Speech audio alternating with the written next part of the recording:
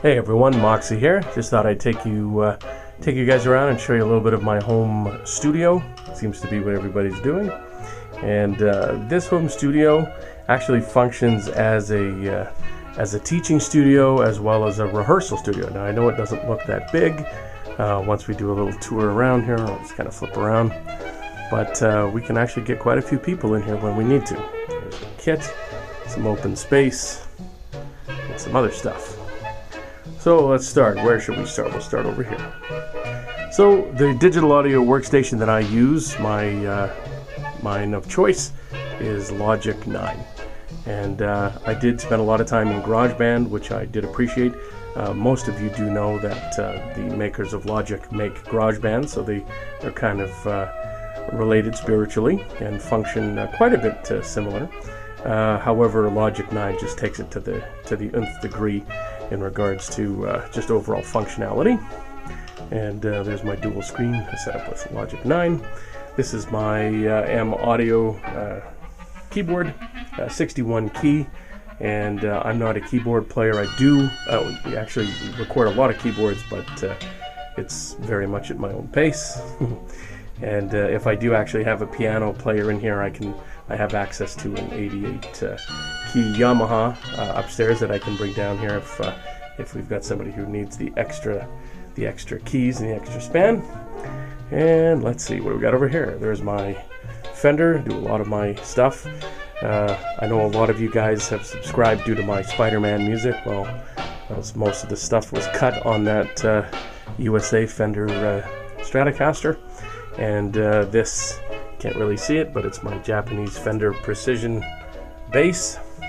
Back there, it's my son's old guitar, his old Squire. Here's my AKG headphones that I do all my recording with. They only have one working ear, and that's because I only have one working ear. I was about to throw them out and hung on to them for a couple of years. Finally decided I was going to chuck them. Held on to them a little bit longer, and a week later I went completely deaf in my right ear. So the bonus to that whole thing was that I had a pair of headphones that actually worked for me now. And this is my Fender Princeton Chorus amp that I do a lot of my recording with. I also use a lot of software bass guitar patches as well. Logic 9 definitely has a lot to choose from, but sometimes you want a real live sound. And there's my, pardon me, my little AKG D112, which is a kick drum mic. And I actually do find that I use it in conjunction with 58 on this amp and other amps. And the D112 gives a real low, ballsy punch to it, whereas the 57 is a little thinner, but you combine them and you'll have a great sound. There's a little orange amp we use for some acoustic stuff. And remember, this room is used as a live rehearsal as well, and for full-on recording bands all at one time. There's my Ibanez AE. I don't even remember the model number. AE120. I couldn't tell you. I love it though. It's a great guitar. There's my Ibanez. You might remember the Ibanez from such videos as how to change the Ibanez battery. Well, it's still there. I didn't smash it yet. Over here's my Yorkville bass amp. It's a decent bass amp. It's not a Mark, that's for sure. And so that has it against it, absolutely. What else? Oh, there's a autographed picture of Stan Lee. You guys probably know who that is, so I won't even go into that. This is my the Brainamite TD20KX kit.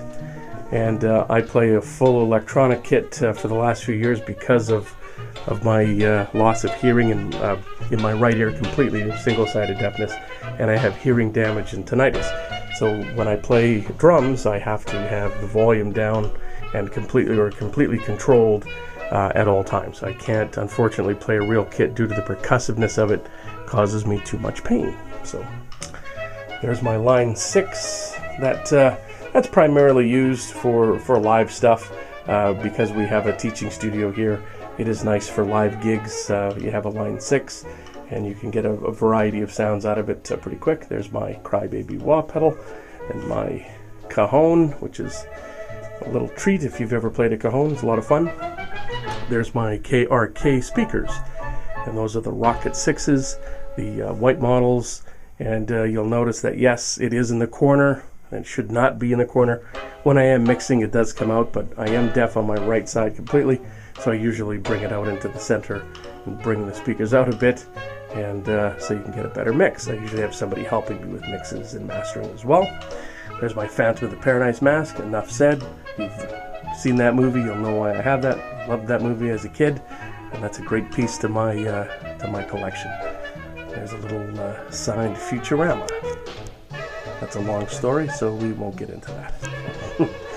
And here's one of the most useful things, or useless things in my studio, next to myself. And in a digital recording studio, you really don't need a board anymore. I do use it for recording vocals, and I run that through that little ART preamp, that little tube amp there, which then runs into this device here, the second device. You can see that. And that is my Motu, my Mark of the Unicorn 828 Mark II, which is my digital audio interface. And that's what everyone's going to require to plug a guitar or a vocal mic or anything that you want to record into the computer is going to go through that device generally. And on top of it is the Ultra DI from Behringer, which gives me 8 different DIs. I use that live and in the studio because the Mark II will allow me to have 8 inputs going in. And it's certainly handy to have that DI. Right underneath it is something that is really I'm really glad I purchased it. It's the headphone amp Pro, and that's by ART as well, ART, and that gives me 6 different headphone outs, headphone bus for my recording. So including the headphone out on the 828. We can have at least 7 people with cans on their head recording simultaneously, which is really awesome. And we do that a lot. Of course, if I have a band in here recording, we'll have everyone playing at the same time, just primarily to get a good drum track. And then everyone, of course, will record their parts separately. There's my iPad with my IP Touch DAW remote, and it's $4.99. Great app, works with Logic, and is phenomenal. And I've got something queued up here. This is a kind of like a southern rock country tune one of my students has been working on, and I think we got it queued up.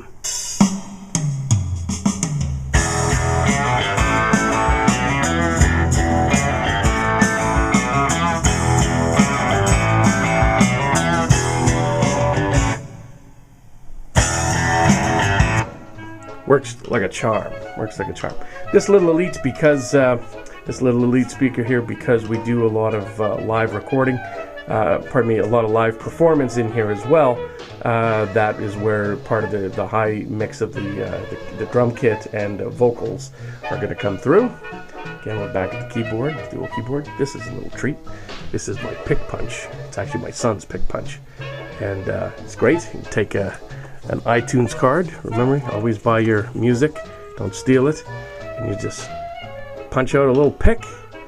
I'm going to do one for you right now. Let's see if I can make this work. I don't think I can.